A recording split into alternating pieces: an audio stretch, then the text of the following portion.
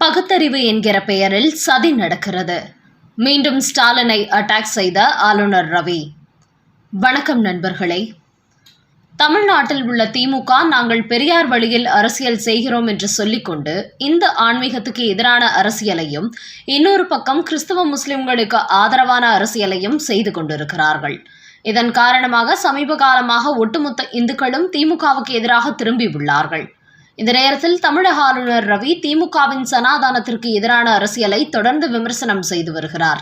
இன்று சென்னையில் நடைபெற்று வரும் 6வது சைவ சித்தாந்த மாநாட்டில் கலந்து கொண்ட ஆளுநர் மீண்டும் மு.க. ஸ்டாலினை அட்டாக் செய்து பேசியிருக்கிறார். அவர் பேசும்போது சைவ சித்தாந்தம் தான் தமிழுக்கு அடையாளமே, பக்தி வழியில் மட்டுமே சிவனை அடைய முடியும், பக்தியின் மூலம் ஆன்மீகம் காப்பாற்றப்பட்டு வருகிறது, இதில் எந்தவித வேறுபாடும் கிடையாது, குறிப்பாக சனாதன தர்மம் என்பதுதான் ஆன்மீகத்தின் அடையாளமாக உள்ளது. இந்த சனாதன தர்மம் என்பது அனைவரும் ஒன்று என்பதை வலியுறுத்துகிறது. ஆனால் தமிழ்நாட்டில் உள்ள சிலரோ ஆன்மீகம் அறிவியல் பூர்வமானது இல்லை என்று சொல்லி அதை அழிக்க திட்டம் போடுகிறார்கள். குறிப்பாக பகுத்தறிவு என்கிற பெயரில் தமிழ்நாட்டில் உள்ள இந்துக்களிடமிருந்து ஆன்மீகத்தை அழிக்க சதி நடக்கிறது. ஆனால் சிவபெருமானை யாராலும் அழிக்க முடியாது என்று ஆளுநர் ரவி திமுகவை குறிவைத்து தாக்கியிருக்கிறார். ஏற்கனவே உதயநிதி ஸ்டாலின் சனாதனம் குறித்து சர்ச்சையாக பேசியிருந்த நிலையில் திமுகவை தொடர்ந்து அட்டாக் செய்து வரும் ஆளுநர் ரவி மீண்டும் திமுகவை குறிவைத்து பகுத்தறிவு சனாதனம் குறித்து அதிரடியாக பேசியுள்ளார். இப்படி அவர் பேசிய வீடியோ வெளியானதை அடுத்து திமுகவினருக்கு இந்து மதமும் பிடிக்காது, இந்து சனாதனமும் பிடிக்காது, ஆனால் இந்துக்களின் ஓட்டு ரொம்ப பிடிக்கும். இந்து, கிறிஸ்தவ, முஸ்லிம் எனும் 3 பிரதான மதங்கள் இருக்கும்போது இந்துக்களுக்கு எதிராக மட்டுமே செயல்பட்டு வரும் திமுகவுக்கு இனிவரும் காலங்களில் தமிழ்நாட்டு மக்கள் சரியான செருப்படி கொடுப்பார்கள். அதோடு வரப்போகிற 2026 சட்டமன்ற தேர்தலில் தமிழ்நாட்டில் உள்ள இந்துக்கள் எல்லோரும் திமுகவுக்கு எதிராக தங்களது ஓட்டுகளை பாஜகவுக்கு செலுத்தி மு.க. ஸ்டாலினுக்கு மரண அடி கொடுக்க போகிறார்கள் என்று சோசியல் மீடியாவில் நெட்டிசன்கள் பலரும் கருத்து வெளியிட்டு வருகிறார்கள். அடுத்த செய்தி. மு.க. ஸ்டாலினை அமலாக்கத்துறை தட்டி தூக்குவது எப்போது? வசமாக சிக்கிய 5 கோபாலபுரத்து பினாமிகள். அமித்ஷா சொன்ன 39,000 கோடிக்கான மொத்த ஆதாரமும் சிக்கியது. தமிழக முதலமைச்சர் மு.க. ஸ்டாலின் தான் மட்டுமே மிக நேர்மையான ஆட்சி செய்து வருவதாக சொல்கிறார். ஆனால் திமுகவின் பல அமைச்சர்களும் ஊழல் வழக்குகளில் சிக்கி கைது, பதவி நீக்கம் செய்யப்பட்டு வருகிறார்கள்.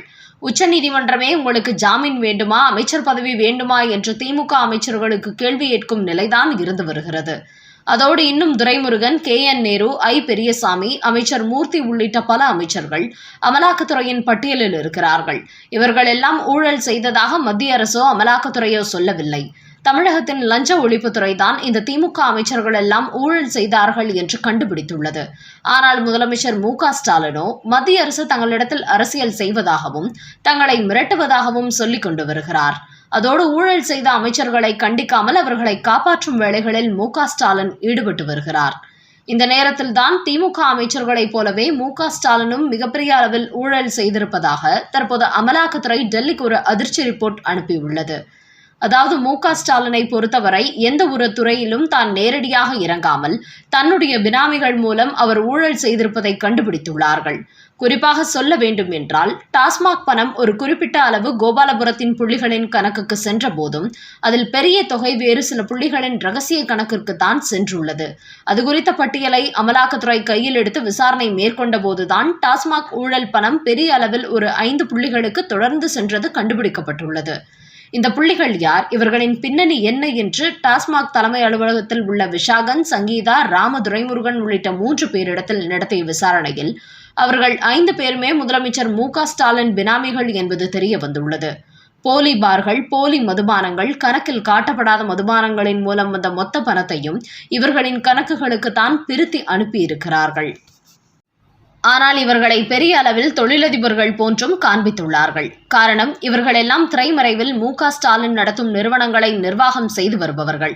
ஆரம்பத்தில் இவர்கள் யார் என்பதை சொல்வதற்கு டாஸ்மாக் அதிகாரிகள் மறுத்து வந்த நிலையில் அவர்களிடமிருந்து திரும்ப விசாரணை நடத்திய பிறகுதான் இந்த 5 பேரும் மு.க. ஸ்டாலினின் பினாமிகள் என்பது தெரிய வந்துள்ளது. இவர்கள் அரசியலுக்கு அப்பாற்பட்டவர்கள், திமுக குடும்பத்திற்கும் அப்பாற்பட்டவர்கள் தான், வெளியில் தெரியாத முகங்கள். அதன் காரணமாகவே இவர்களை ரகசியமாக வைத்துக்கொண்டு டாஸ்மாக் ஊழல் பணத்தை கைப்பற்றி வந்திருக்கிறார் மு.க. ஸ்டாலின். அதன் காரணமாக அடுத்தபடியாக ஸ்டாலினின் இந்த 5 பினாமிகளையுமே தட்டி தூக்கி அவர்களிடத்தில் நடத்தப்படும் விசாரணைக்கு பிறகுதான் அவர்களின் பின்னணியில் ஸ்டாலின் இருப்பது அம்பலத்துக்கு வரும் என்றும் அமலாக்கத்துறை வட்டாரங்களில் கூறுகிறார்கள். அந்த வகையில் தற்போது திமுகவின் அமைச்சர்கள் ஒவ்வொருவராக தாங்கள் செய்த ஊழல் மற்றும் சொத்து குவிப்பு வழக்குகளில் சிக்கி பதவிகளை இழந்து வரும் நிலையில் அடுத்தபடியாக முதலமைச்சர் ஸ்டாலின் டாஸ்மாக் ஊழல் வழக்கில் வசமாக சிக்குவார் என்பதும் தெரிய வந்துள்ளது.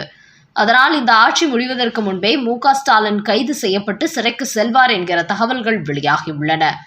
எப்படி டெல்லி முன்னாள் முதலமைச்சர் அரவிந்த் கெஜ்ரிவால் புதிய மதுபான கொள்கை வழக்கில் சிக்கி உச்சநீதிமன்ற கூண்டில் ஏற்றப்பட்டு திகார் சிறையில் அடைக்கப்பட்டிருந்தாரோ அதேபோன்று தமிழக முதலமைச்சர் ஸ்டாலினும் இந்த டாஸ்மாக் ஊழலில் சிக்கப் போகிறார்.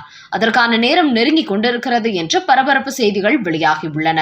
அதனால் டாஸ்மாக் துறையில் 39,000 கோடி ஊழல் நடந்திருப்பதாக மத்திய அமைச்சர் அமித்ஷா ஏற்கனவே கூறிய நிலையில் அந்த 39,000 கோடி விவகாரத்தின் பின்னணியில் ஸ்டாலினும் அவரது பினாமிகளும் தான் இருக்கிறார்கள் என்பது தற்போது கிட்டத்தட்ட உறுதியாகிவிட்டது. அதனால் அடுத்தடுத்து இன்னும் பல திமுக அமைச்சர்கள் கைதாக போகும் நிலையில் கடைசியில் ஸ்டாலின் கைதாகி சிறைக்கு செல்வார் என்பதும் தற்போது தெரிய வந்துள்ளது. அடுத்த செய்தி, 2026 தேர்தலில் அதிரடி மாற்றம். திமுக அமைச்சர்களுக்கு ஸ்டாலின் கொடுத்த அதிர்ச்சி.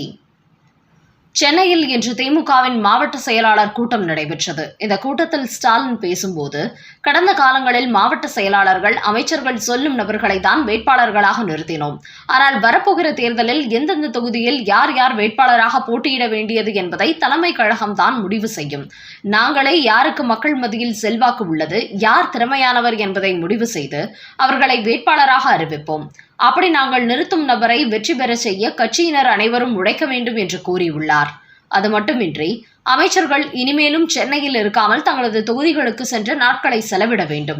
சட்டமன்ற உறுப்பினர்கள் ஒவ்வொரு ஊராட்சி வார்டுகளுக்கு சென்று மக்களை சந்திக்க வேண்டும், மக்கள் பிரச்சனைகளை தீர்த்து வைக்க வேண்டும் என்று கூறிய ஸ்டாலின், கடந்த 2021ஆம் ஆண்டு சட்டமன்ற தேர்தலை போல் அல்லாமல் இந்த முறை தமிழக அரசியல் களம் மாறி இருக்கிறது. நமக்கு எதிராக 2 கூட்டணி உருவாகப் போகிறது. அதனால் நம்முடைய ஓட்டுகளை மற்ற கட்சிகள் பிரிக்காத வகையில் நீங்கள் அனைவரும் செயல்பட வேண்டும். சிலர் திமுகவை வீழ்த்திவிட வேண்டும் என்று தீவிரம் காட்ட தொடங்கி இருக்கிறார்கள். அதனால் நம்முடைய ஆட்சியில் நாம் கொண்டு வந்த நலத்திட்டங்களை மக்களிடத்தில் கொண்டு சென்று நமக்கான ஓட்டுகளை தக்க வைத்துக் கொள்ள வேண்டும். அதற்காக அமைச்சர்கள் அனைவரும் இப்போதே களத்தில் இறங்க வேண்டும் என்று ஸ்டாலின் உத்தரவு போட்டுள்ளார். ஆனால் இது அமைச்சர்களுக்கு அதிர்ச்சியை கொடுத்துள்ளது. முன்பெல்லாம் தங்களது மாவட்டங்களில் தாங்கள் சொல்லும் நபர்களை தான் வேட்பாளராக நிறுத்துவார் ஸ்டாலின். ஆனால் இப்போது ஸ்டாலினோ யார் வேட்பாளர் என்பதை தலைமை கழகம்தான் முடிவெடுக்கும் என்று சொல்லிவிட்டதால் அமைச்சர்கள் வட்டாரம் கலவரம் அடைந்திருக்கிறது. அதோடு இந்த முறை பல வேட்பாளர்கள் புதுமுகங்களாக இருப்பார்கள் என்றும் அவர் அறிவித்திருப்பதால் பல பழைய முகங்கள் ஓரங்கட்டப்படுவார்கள் என்பது தெரிய வந்திருக்கிறது. அதனால் ஸ்டாலினின் இந்த அறிவிப்புக்கு திமுக சீனியர்கள் மத்தியில் அதிருப்தி அதிகரித்துள்ளது. அண்ணாமலை இல்லாமல் பாஜகவில் மையக்குழு கூட்டமா? தமிழகத்தில் பாஜக என்ற ஒரு கட்சி இருக்கிறது என்பதை மக்களிடத்தில் கொண்டு சேர்த்தவரே பாஜகவின் முன்னாள் தலைவர் அண்ணாமலைதான். அதோடு 3% இருந்த பாஜகவின் வாக்கு வங்கி 12% உயர்த்திய வரும் அண்ணாமலைதான்.